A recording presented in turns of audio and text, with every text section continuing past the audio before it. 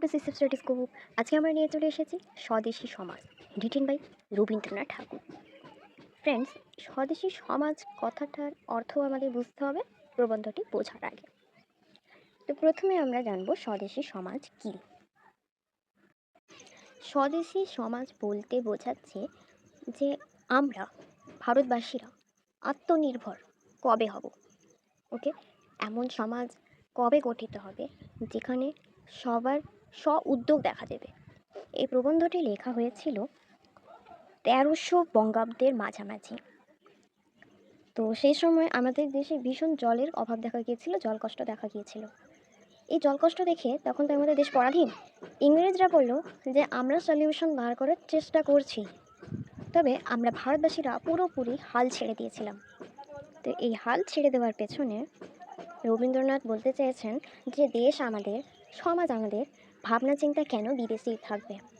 তো এমন একটা সমাজ গঠন করা উচিত যেখানে আমরা নিজেদের জন্য ভাববো, নিজেরা উদ্যোগ নেব। আমাদের পাঠ্য স্বদেশী সমাজ প্রবন্ধটি আত্মশক্তি নামক প্রবন্ধ থেকে নেওয়া হয়েছে। পূর্বে যে আমি বললাম 1300 বঙ্গাব্দ, ওটা হবে 1311 সাল খ্রিস্টাব্দ। বঙ্গাব্দ আর খ্রিস্টাব্দ দুটো আলাদা হয়। তো বেশি লেট না করে আমরা প্রবন্ধটি পড়ি। আমাদের দেশ প্রধানত পল্লীবাসী। এই পল্লী মাঝে মাঝে যখন আপনার নারীর মধ্যে বাহিরের বৃহৎ জগতের রক্ত চলাচল অনুভব করিবার জন্য উৎসুক হইয়া ওঠে, তখন মেলাই তাহার প্রধান উপায়। এই মেলাই আমাদের দেশে বাহিরকে ঘরের মধ্যে আহ্বান। এই উৎসবে পল্লী আপনার সমস্ত সংকীর্ণতা বিস্তৃত হয়। তাহার হৃদয় খুলিয়া দান করিবার ও গ্রহণ করিবার এই প্রধান উপলক্ষ। যেমন আকাশের জলে জলাশয় পূর্ণ করিবার সময় বর্ষাগম, তেমনি বিশ্বের ভাবে পল্লীর হৃদয়কে ভরিয়ে দেবার উপযুক্ত অবসর মেলা।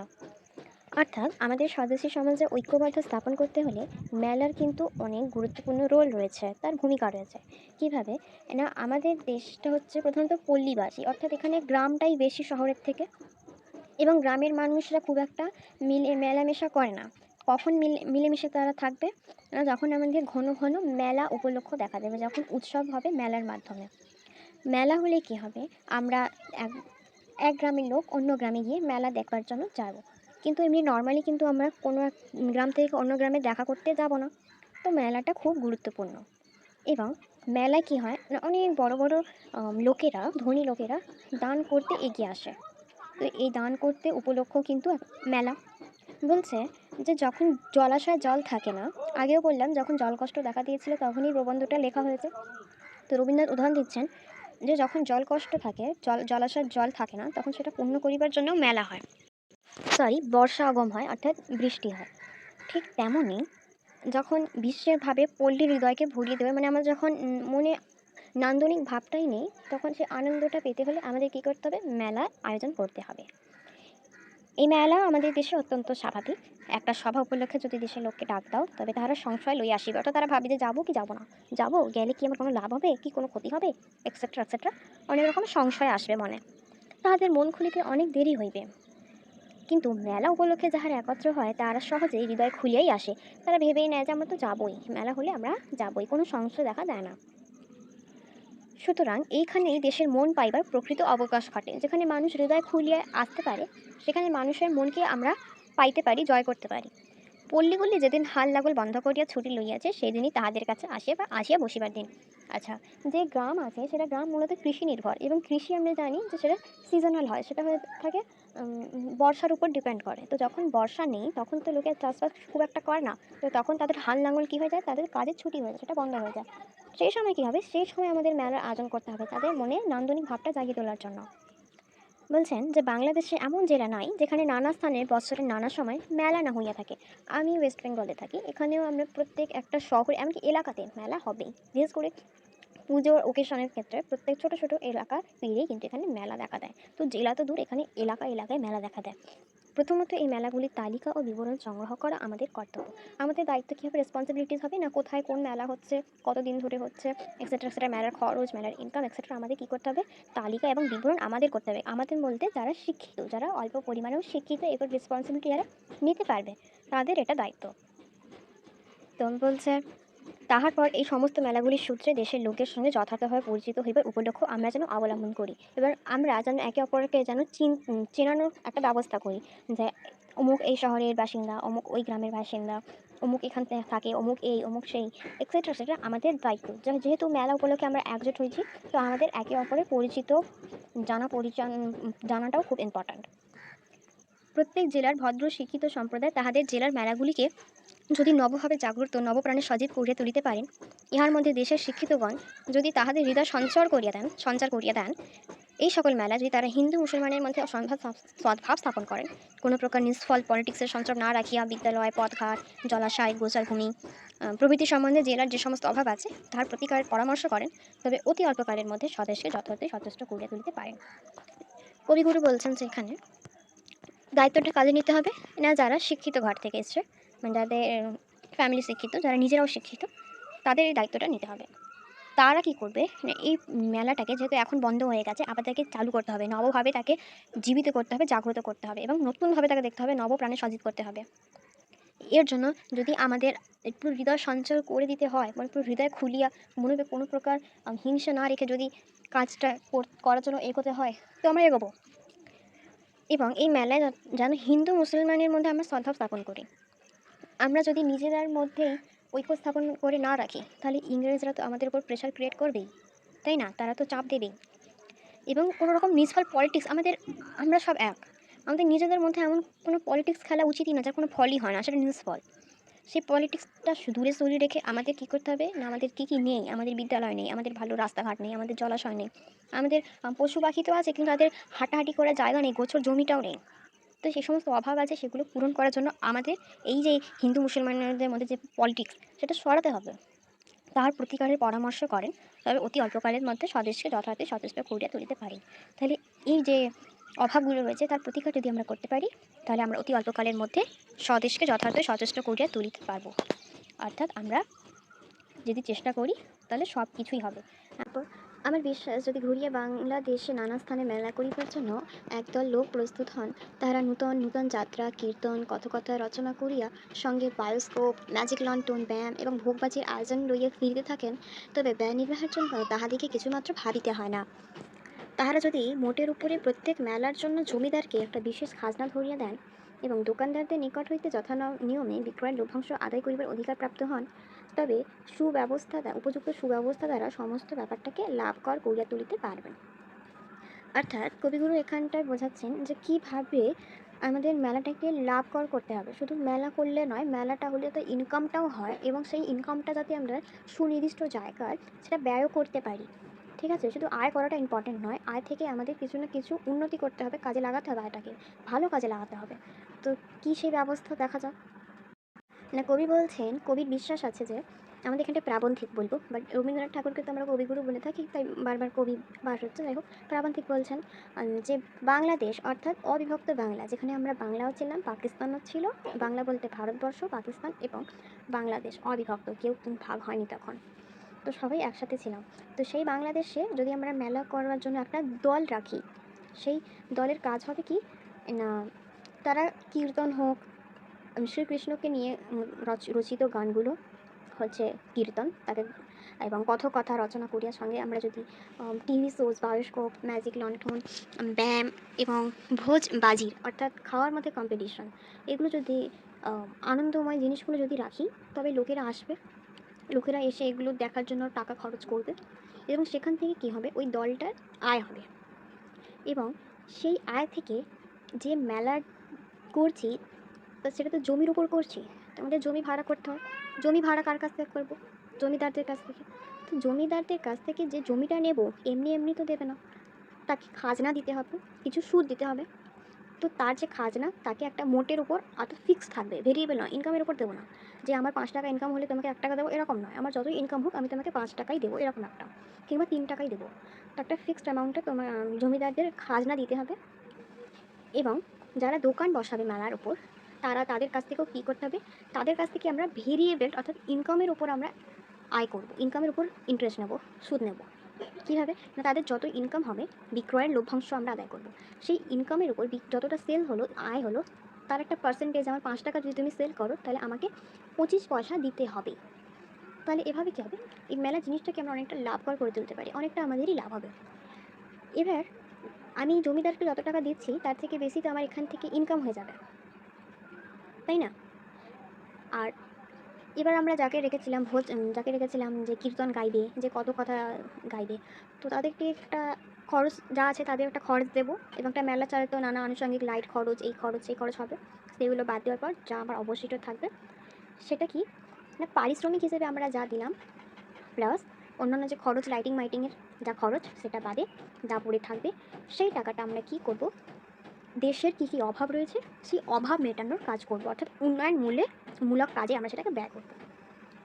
আরেকবার এটাকে রিক্যাপ করি। না, আমরা জমিদারদের কাছ থেকে কী করছি, জমি ভাড়া নিয়ে একটা দল, সাপোজ আমরা একটা দল, আমরা জমিদারদের কাছ থেকে জমি ভাড়া নিয়ে সেই জমিতে মেলা করলাম, এবং মেলাটাকে পপুলার করার জন্য, জনপ্রিয় করার জন্য আমরা কী করলাম না, ভোজবাজির আয়োজন করলাম, ব্যায়ামের আয়োজন করলাম, বায়োস্কোপ, টিভি, সিনেমা যেগুলো হয়, ম্যাজিক লণ্ঠন, এগুলো আমরা আয়োজন করলাম। ফলে মেলাতে ভিড় বাড়লো, তারা এই জিনিসগুলো দেখার জন্য টাকা ব্যয় করলো। সাথে সাথে মেলাতে বিভিন্ন রকম জিনিসগুলো বিক্রি হয়, তাদেরও সেলস বাড়বে, বিক্রি বাড়বে, কারণ মেলাতে ভিড় বাড়লে বিক্রি বাড়বে। তো বিভিন্ন খাওয়া দাওয়া আছে মেলার যে দোকান, তো এভাবে তাদের উপর কাছ থেকে আমরা কী করবো, যত টাকা তাদের বিক্রি হচ্ছে সেটা তো আমাদের জন্য কিছুটা হলেও বেড়েছে, সেজন্য তাদের কাছ থেকে একটা সুদ নেব, ইন্টারেস্ট নেব, যে ইন্টারেস্টটা নেওয়ার পর এবার আমরা যা কীর্তন কথকতা যারা করছে তাদের কী করব, পারিশ্রমিক দেব, এবং যে আনুষঙ্গিক খরচগুলো হয় মেলা করতে গিয়ে বিভিন্ন রকমের খরচ যেগুলো হয় সেগুলো বাদ দেবো, যেমন আমি এক্সাম্পল বলেছিলাম লাইটিং, সেই বাদ দেওয়ার পর যা বেঁচে থাকবে সেগুলো আমরা কী করব না, দেশের উন্নয়নমূলক কাজে ব্যয় করব। আচ্ছা, এই লাভ করার ব্যাপারটা যদি করতে পারি তাহলে আমরা কিন্তু অনেকটা এগিয়ে যেতে পারবো, রবীন্দ্রনাথ ঠাকুরের এটাই ভাবনা। দেখো ওই লাইনগুলোই বলবে যে লাভের টাকা হইতে পারিশ্রমিক এবং অন্যান্য খরচপাতি যাহা উদ্বৃত্ত হইবে তাহা যদি দেশের কার্যেই লাগাতে পারেন, তবে সেই মেলা দলের সহিত সমস্ত দেশের হৃদয়ের সম্বন্ধ অত্যন্ত ঘনিষ্ঠ হইয়া উঠিবে। অর্থাৎ আমরা যদি দেশকে কিছু দিতে পারছি, তাহলে দেশের লোকেদের সাথে কিন্তু আমাদের এই মেলার কমিটি যে দল তাদের সম্পর্কটা খুব ভালো হয়ে উঠবে। এরা সমস্ত দেশকে তন্ন তন্ন করেই জানিবেন যে কোথায় কী অভাব রয়েছে না রয়েছে, কোথায় কী করলে ভালো হয় সব জানবেন, এবং ইহাদের দ্বারা যে কত কাজ হইতে পারিবে তাহা বলিয়া শেষ করা যায় না। আমাদের দেশে চিরকাল আনন্দ উৎসবের সূত্রে লোককে সাহিত্য রস এবং ধর্ম শিক্ষা দান করা হয়েছে, যে লোককে এন্টারটেন করতে হলে আমাদের হয়তো সাহিত্য শেখানো হচ্ছে কিংবা ধর্মশিক্ষা দান করা হচ্ছে। সম্প্রতি নানা কারণবশতই অধিকাংশ জমিদার শহরে আকৃষ্ট হইয়াছেন। অনেক কারণ হতেই পারে, এখন আর গ্রামে পল্লীতে তারা কিছু করছে না, যা প্রোগ্রাম অনুষ্ঠান তারা শহরে করছেন। তাদের পুত্রকন্যার বিবাহিত ব্যাপারে যাহা কিছু আমোদ আহ্লাদ সমস্ত কেবল শহরের ধনী বন্ধুদেরকে থিয়েটার এবং নাচ গান দেখাইয়াই সম্পন্ন হয়। যা এখানে হতো, পল্লী গ্রামে যা কিছু একটা হতো তো আমরা একটু আনন্দ পেতাম, সেই আনন্দটুকু আর নেই, কারণ জমিদাররা কী করছে, আর গ্রামে কোনো ঝামেলা না রেখে শহরে যে থিয়েটার আছে, নাচ গান হয়, সেখানে নিয়ে গিয়ে সব পুত্র হোক কন্যা হোক সবার বিয়ে টিয়ে সব কাজ কিন্তু তারা ওখানেই সেরে নিচ্ছে। অনেক জমিদার ক্রিয়াকর্মের প্রজাদের নিকট হইতে চাঁদা আদায় করিতে কুণ্ঠিত হন না, অর্থাৎ জমিদাররা এক তো গ্রামে কোনো অনুষ্ঠান করছেই না, তার উপর গ্রামের জনগণের কাছ থেকেই তারা চাঁদা নিচ্ছে, অথচ তারা তাদের বিয়ে বাড়ি সম্পন্ন যায় অনুষ্ঠান হোক গিয়ে শহরেই সম্পন্ন করবে, অথচ গ্রামের মানুষ থেকে তারা চাঁদা নিতে একটুও কুণ্ঠিত বোধ করছেন না। স্থলে ইতরের জনা মিষ্টান্নের উপায় যোগাইতে থাকে। ইতরের জনা কথার অর্থ সাধারণ, অতি জনসাধারণ। ওকে, তারা কী করছে, মিষ্টান্নের উপায় মানে কীভাবে মিষ্টি কিনতে পারবো তার উপায়, অর্থাৎ টাকা দিচ্ছে, কিন্তু মিষ্টান্ন ইতরে জনা কণা মাত্র ভোগ করিতে পায় না। কিন্তু সেই মিষ্টি যে টাকাটা দিয়েছিলাম সেই মিষ্টিটা কিন্তু সেই ইতরে জানা অর্থাৎ জনসাধারণ আর খেতে পারছে না। কারা সেটা খাচ্ছেন না, বান্ধবা এবং সাহেবা, অর্থাৎ সেই জমিদারদের যারা বন্ধু বান্ধব এবং যারা সাহেব তারাই কিন্তু এগুলো খাচ্ছে। লাস্ট আর এখান থেকে এসেও ছিল কোয়েশ্চেন। ইহাতে বাংলার গ্রাম সকল দিনে দিনে নিরানন্দ হইয়া পড়িতেছে, এবং যে সাহিত্যের দেশে আবাল বৃদ্ধ বনিতার মনকে সরস এবং শোভন করিয়া রাখিয়াছিল তাহা প্রত্যেক সাধারণ লোকের আয়ত্ত অতীত হইয়া উঠিতেছে। তো বলছে আবাল বৃদ্ধ বনিতা অর্থাৎ শিশু, বৃদ্ধ মানে বয়স্ক, বনিতা মানে মেয়ে, তো শিশু হোক বয়স্ক হোক মেয়ে হোক মানে ছোট থেকে বড় সবাই, ছেলে মেয়ে নির্বিশেষে সবাই, তাদের মনকে সরস ও শোভন করিয়া রাখিয়াছিল যে অনুষ্ঠানগুলো, সেই অনুষ্ঠানগুলো কি হচ্ছে না সব শহরেই হয়ে যাচ্ছে। এখন আমাদের মধ্যে সাধারণ লোক তার আয়ত্ত অতীত মানে তাকে আর পেতেও পারে, তার কণামাত্র আমরা কিন্তু উপভোগ করতে পারবো না। সেই যে অনুষ্ঠানের যে আনন্দ সেটা আমাদের মনকে কী করে রেখেছিল না সরস এবং শোভন করে রেখেছিল। আমাদের এই কল্পিত মেলা সম্প্রদায় যদি সাহিত্যের ধারা আনন্দের স্রোত বাংলার পল্লী দ্বারে আর একবার প্রবাহিত করিতে পারে, তবে শস্য শ্যামলা বাংলার অন্তঃকরণ দিনে দিনে শুষ্ক মরুভূমি হইয়া যাবে না। আমরা দেখব যে এখানে কল্পিত মেলা বলা হচ্ছে। কল্পিত কেন না, এটা রবীন্দ্রনাথ ঠাকুর নিজের দিক থেকে বলছেন। কল্পিত মেলা সম্প্রদায় মানে যে সম্প্রদায় রবীন্দ্রনাথ, যে মেলা সম্প্রদায়ের কথা রবীন্দ্রনাথ ঠাকুর নিজের প্রবন্ধে মেনশন করেছেন, উল্লেখ করেছেন, সেই সম্প্রদায়ে যদি এই সাহিত্যের ধারা এবং আনন্দের স্রোতটা যদি আমাদের গ্রামে গ্রামে আর একবার প্রবাহিত করতে পারেন, তবে এই শস্য শ্যামলার বাংলা যে একসময় যে সবুজ সবুজ হয়ে থাকতো, তার যে ভেতরটা সেই দিনের শুষ্ক মরুভূমি হয়ে গেছে, সেটা আর হয়ে যাবে না। আমাদেরকে কথা মনে রাখিতে হইবে যে যে সকল বড় বড় জলাশয় আমাদিকে জলদান স্বাস্থ্যদান করিত, তাহারা দূষিত হইয়া কেবল যে আমাদের জলকষ্ট ঘটিয়াছে তাহা নহে, তারা আমাদিগকে রোগ ও মৃত্যু বিতরণ করিতেছে। অর্থাৎ আমাদের দেশে যে জলদান মানে জল ছিল, জলাশয় যে জলদান করিত, যেটা আমাদের খেলে স্বাস্থ্য হতো, সেটা এখন যে দূষিত হলে যে আমাদের জল কষ্ট সেটা নয়, প্লাস যারা খাচ্ছে তারাও তো রোগ এবং মৃত্যুতে ভুগছে। তেমনই আমাদের দেশে যে সকল মেলা ধর্মের নামে পরিচালিত ছিল, তাহারাও আজকাল নাকি ক্রমশ দূষিত হইয়া গেছে। তার ফলে কী হয়েছে, সেটা যে লোক শিক্ষার অযোগ্য হয়েছে তাহা নহে, কুশিক্ষারও আগর হইয়া উঠিয়াছে। যদি মেলায় শেখানো হতো যে হিন্দু মুসলমানের মধ্যে ঐক্য ভাব রাখা উচিত, সেটা ছিল সুশিক্ষা। বাট যখন এটা বলা হলো যে হিন্দু মুসলমানের মধ্যে ঐক্য রাখাটা উচিত নয়, তাহলে সেটা তো দূষিত হয়ে গেল এবং দূষিত হয়ে সেটা লোকশিক্ষার অযোগ্য হয়ে উঠিল, প্লাস কুশিক্ষারও আগর হইয়া উঠিল।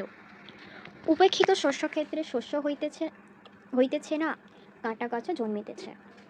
মানে যে শস্যের যে ভূমিতে যে মাটিতে ভালো শস্য হচ্ছে না, সেই মাটিতে আবার কাঁটা গাছ জন্মাচ্ছে। এক তো ভালো কিছু হচ্ছে না, উল্টে খারাপ হচ্ছে। এমন অবস্থায় কুৎসিত আমাদের উপলক্ষ এই মেলাগুলিকে যদি আমরা উদ্ধার না করি, তবে স্বদেশের কাছে, ধর্মের কাছে অপরাধী হইব। কারণ ধর্মটাও হয়ে যাচ্ছে কুশিক্ষার আকর, আর স্বদেশটাও আমাদের দিনকে দিন এভাবে নিরানন্দ হইতে হইতে কখন যে অচল হয়ে যাবে সেটা আমরা বুঝতেই পারবো না। বিদেশি চিরদিন আমাদের স্বদেশকে অন্ন জল এবং ভিক্ষা দিবে। আমাদের কর্তব্য কেবল ভিক্ষার অংশ মনের মতো না হইলেই আমরা চিৎকার করতে থাকিব, কদেজ নহে কদেজ নহে। স্বদেশের ভার আমরা প্রত্যেকেই এবং প্রতিদিনই গ্রহণ করিব, তাহাতে আমাদের গৌরব, আমাদের ধর্ম। প্রবন্ধটি শুরু করার আগে আমরা বলেছিলাম যে তখন মানে যে সময় আমাদের দেশে জলকষ্ট দেখা দিয়েছিল, সেই সময় বিদেশিরা উদ্যোগ দেখিয়েছিল যে আমরা তোমাদের জলকষ্টটা সমাধান করার চেষ্টা করব। কিন্তু আমাদের স্বদেশে লোকেদের কোনো মাথা ব্যথা ছিল না, তারা কোনো উদ্যোগই দেখায়নি। তো রবীন্দ্রনাথ ঠাকুর এখানে বলছেন যে বিদেশি চিরদিন আমাদের স্বদেশকে অন্ন জল এবং ভিক্ষা দেবে। ওকে, আমাদের কর্তব্য কী না, আমাদের কর্তব্য এটাই যে আমাদের সেই ভিক্ষাটা মনের মতো না হলে আমরা চিৎকার করে থাকবো, প্রোটেস্ট করে থাকবো, মানছি না, মানবো না, এক্সেট্রা এক্সেট্রা। তো এটা কদাচ নয়, কখনোই নয়। স্বদেশের ভার আমরা প্রত্যেককে এবং প্রতিদিনই গ্রহণ করিব, তাতে আমাদের গৌরব, আমাদের ধর্ম। এইবার সময় আসিয়াছে যখন আমাদের সমাজ একটি সুবৃহৎ স্বদেশী সমাজ হইয়া উঠিবে। সময় আসিয়াছে যখন প্রত্যেককে জানিবে আমি একক নহি, আমি ক্ষুদ্র হইলেও আমাকে কেহ ত্যাগ করিতে পারে না, এবং ক্ষুদ্রতমকেও মানে আমার থেকে যে ছোট, সেটা অর্থে হোক, বয়সে হোক, স্বাস্থ্যে হোক, বিদ্যায় হোক, যাই হোক না কেন, আমিও তাকে ত্যাগ করিতে পারিব না। অর্থাৎ রবীন্দ্রনাথ ঠাকুর বোঝাতে চেয়েছেন যে একটা সমাধি সমাজ এমনি এমনি গড়ে ওঠে না, অনেক কিছুর মধ্যে আমাদের ঐক্যবদ্ধ হতে হবে, তাহলে আমাদের কী হবে না স্বদেশী সমাজ গড়ে উঠিবে। এইবার সময় আসিয়াছে যখন আমাদের সমাজ একটা সুবৃহৎ প্রস্তুতি সমাজ হইয়া উঠিবে। এটা তো ছিল একটা প্রস্তাব, রবীন্দ্রনাথ ঠাকুর একটা প্রস্তাব দিলেন যে আমাদের কী কী করতে হবে। এবার যখন এই প্রস্তাব উঠিবে তখন অনেক রকমের প্রশ্ন তর্ক উঠতে পারে। তো প্রথম তর্ক কেউ একজন বলতেই পারে, যে রবীন্দ্রনাথ ঠাকুর বলছেন যে তর্ক উঠিতেই পারে যে ব্যক্তিগত হৃদয়ের সম্বন্ধ দ্বার খুব বড় জায়গায় ব্যক্ত করা সম্ভবপর হইতে পারে না। একটা ছোট পল্লীকেই আমরা প্রত্যক্ষভাবে আপনার করিয়া লইয়া তার সমস্ত দায়িত্ব স্বীকার করিতে পারি, কিন্তু পরিধি বিস্তীর্ণ করিলেই কলের দরকার হয়। দেশকে আমরা কখনোই পল্লীর মতো করে দেখিতে পারি না, এই জন্য অব্যবহিতভাবে দেশের কাজ করা যায় না, কলের সাহায্যে করিতে হয়। এই কল জিনিসটা আমাদের ছিল না, সুতরাং ইহা বিদেশ হইতে আনাইতেই হইবে, এবং কারখানা ঘরের সমস্ত সাজ সরঞ্জাম আইন কানুন গ্রহণ না করিলে কল চলিবে না। অর্থাৎ কেউ একজন এসে হুট করে বললো যে তুমি বলছো স্বদেশী সমাজ, স্বনির্ভর এত বলছো, আচ্ছা আমরা ছোট পল্লীকে যদি আত্মনির্ভর করেও নিলাম, কিন্তু যখনই আমরা পরিধিটা বিস্তৃত করতে চাইবো, সাপোজ একটা যদি দেশকেই আমরা উন্নত করতে চাইবো, তখন তো আমাদের কলকারখানার দরকার হয়, যন্ত্রপাতির দরকার হবে। আর সেই যন্ত্রপাতি আমরা এখানে কোথায় পাবো? সেটা তো বিদেশ থেকেই আনতে হবে। তাহলে আমরা তো আবার বিদেশিদের উপর আবার নির্ভরশীল হয়ে পড়লাম, তাই না? ছোট পল্লীকে নিজের মতো করে সাজানো যায়, তাকে বড় করা যায়, কিন্তু একটা দেশের ব্যাপারে সেখানে তো আমাদের যন্ত্রপাতির তো বিদেশি থেকে আনতেই হবে, আমদানি করতেই হবে। তখন রবীন্দ্রনাথ বলবেন যে কথাটা অসঙ্গত নহে, কল পাতিতেই হইবে, এটা ম্যান্ডেটরি, এবং কলের নিয়ম যে দেশই হোক না কেন তাহা মানিয়া না নইলে সমস্তই ব্যর্থ হবে। কিভাবে কোন যন্ত্রপাতিটা ইউজ করতে হবে, কিভাবে আমরা তাকে ব্যবহার করতে পারবো না, ঠিক আছে, সেগুলো নিয়ম তো জানতে হবে। সেটা আমাদের দেশের নিয়ম হোক কিংবা বিদেশির হোক, যাই হোক, সেটা আমাদের মানতেই হবে। এ কথা সম্পূর্ণ স্বীকার করিয়াও বলিতে হইবে, শুধু কলে ভারতবর্ষে চলিবে না। শুধু কল মানে যন্ত্রপাতি নিয়ে এলাম এবং আমাদের সমাজটা হয়ে গেলো সব দেশের সমাজ। কদাচ নহে, কদাচ নহে। এটা কি ঠিক? না। যেখানে আমাদের ব্যক্তিগত হৃদয়ের সম্বন্ধ আমরা প্রত্যক্ষভাবে অনুভব না করিব, সেখানে আমাদের সমস্ত প্রকৃতিকে আকর্ষণ করিতে পারিবে না। অর্থাৎ কল পাতার পাশাপাশি আমাদের ব্যক্তিগত হৃদয়ের সম্বন্ধ প্রত্যক্ষভাবে অনুভব করিতে হইবে। অর্থাৎ আমাদের মধ্যে পারস্পরিক মিল থাকতে হবে। সেই মিলটা যদি না থাকে তাহলে কল পেতেও কিন্তু কোনো লাভ হবে না। যদি আমাদের মধ্যে মিল থাকে তাহলে আমরা সমস্ত কিছুই অর্জন করতে পারবো। এটাই প্রাবন্ধিকের বক্তব্য। ইহাকে ভালোই বলো আর মন্দই বলো, গালি দাও আর প্রশংসাই করো, ইহা সত্য। অতএব আমরা যে কোনো কাজে সফলতা লাভ করিতে চাই, এই কথাটি আমাদেরকে স্মরণ করিতে হইবে। আমাদের এই কথাটা মনে রাখতেই হবে যে আমাদের নিজেদের মধ্যে যদি ঐক্য না থাকে, মিল না থাকে, তাহলে আমরা কিন্তু কোনো কিছু অর্জন করতে পারবো না। তো আজকের জন্য এতটাই থাক, দেখা হবে আবার নেক্সট টাইম নেক্সট পার্ট নিয়ে। Thank you for watching.